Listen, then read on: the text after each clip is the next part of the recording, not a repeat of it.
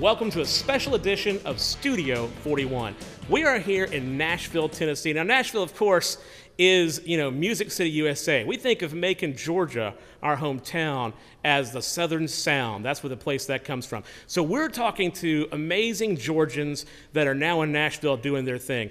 And I have with me someone super, super special and dear to my heart, Mr. J.P. Williams. Hey, how you doing? Hey, man, thanks for coming on the show, man. No, thanks for having me. I appreciate you getting out of bed and everything today. Oh, yeah, it is a little early. And I have not had coffee yet. Yeah, you don't like to get up before the crack of noon, right? No, So that's right. So, you lived and worked in Georgia for a long time as an artist, Yes, I did. moved to Nashville, and besides meeting your lovely wife, tell me about what you're doing here now. Well, what I'm doing here now, I'm a staff writer for a company, Major Bob Music, here in town, and basically my days are spent, I go in at 9 o'clock and throw around ideas, usually with another co-writer or two, and try to find the best idea that we can flesh out and make it a song. That's amazing. That's a dream job for a lot of people. Yeah, I feel very, very blessed to have the opportunity, to do something you love and pay some bills at the same time. Heck yeah. is a real blessing. So. Well, we met when we were both working with Alan Parsons at the famous Ocean Way studio. Yep. And I was so excited to meet not only someone amazingly talented, but another blind person, because Sure.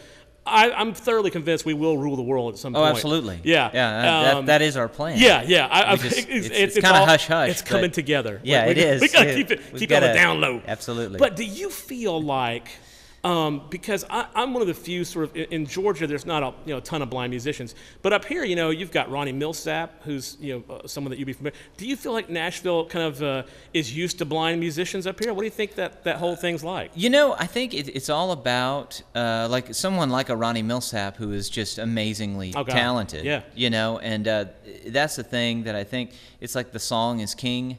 Yes. And your talent is the thing that hopefully, you come in. There's so many people who are talented. Oh, yeah. But hopefully, it's the talent that pushes you through. Yeah. And gets people to maybe think of your blindness second to your talent. Well, people tell me all the time. That's the goal for me. People tell me all the time, hey, I forget you're blind all the time. They walk off and leave me and stuff. And That happens to me all the wife just time. did that. Yes, she does it all the time. She's beautiful, but maybe not paying as much attention as she should be.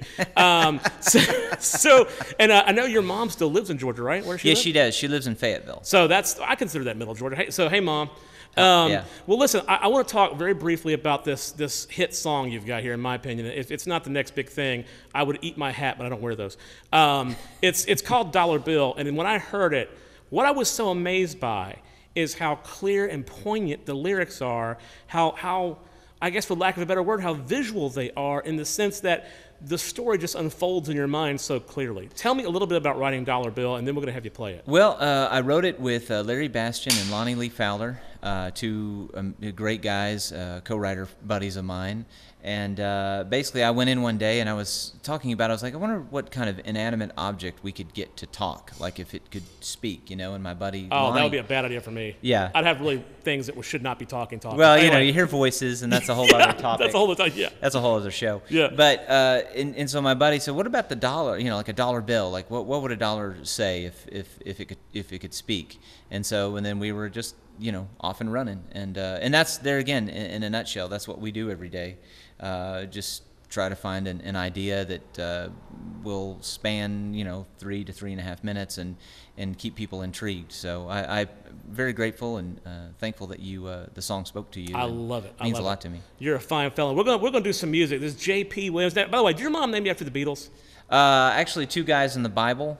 Okay. But the Beatles, Bible, the Beatles. What's the difference? Yeah, exactly. Really? It's all kind of. It's all the same thing. I mean, John Lennon said he was more popular than Jesus, right? I remember that. Yeah. Then they started burning records. But anyway, yeah. I just want to very briefly thank Salon Fusion for all the hair and makeup today. They made us both look fabulous, or so they tell us. We might have clown with us. We may have clown makeup on. I don't have a clue. And then I want to thank Mike Tech for providing our microphones, and the Gibson Showroom. I'm an official Gibson endorser artist now, and I'm very excited about that. Lovely Gibson Showroom right here in downtown Nashville on Church Street. So we're gonna move on to you playing some music, man, and like wowing everybody. You ready? I'm ready. Let's do it.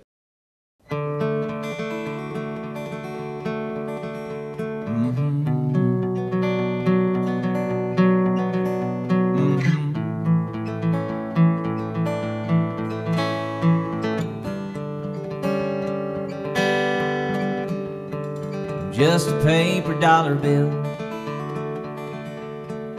Use or lose me, no big deal.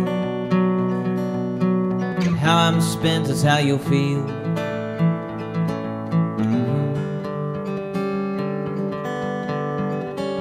I've imprisoned men and set them free.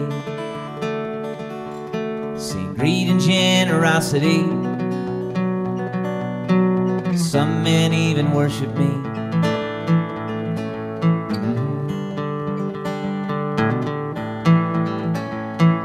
Everybody knows my name, but they don't treat me all the same. I get all the credit, all the blame. Feed the hungry, help the poor, burn a bridge and start a war. They all keep coming back for more. I rode a bus into town,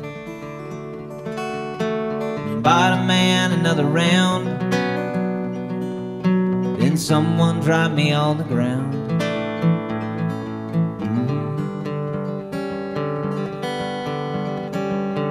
I ended up in the hands of a lonely, tired, homeless man who put me in his coffee can.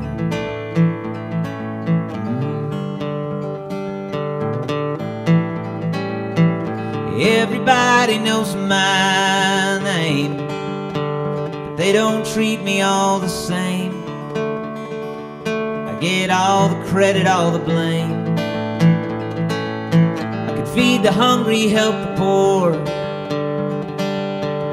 burn a bridge and start a war. They all keep coming back for more. That coffee can made its way to the mission down on 5th and Main. He left me underneath his plate.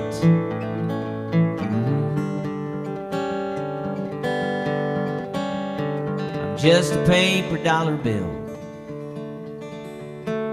Use or lose me, no big deal. But how I'm spent is how you'll feel.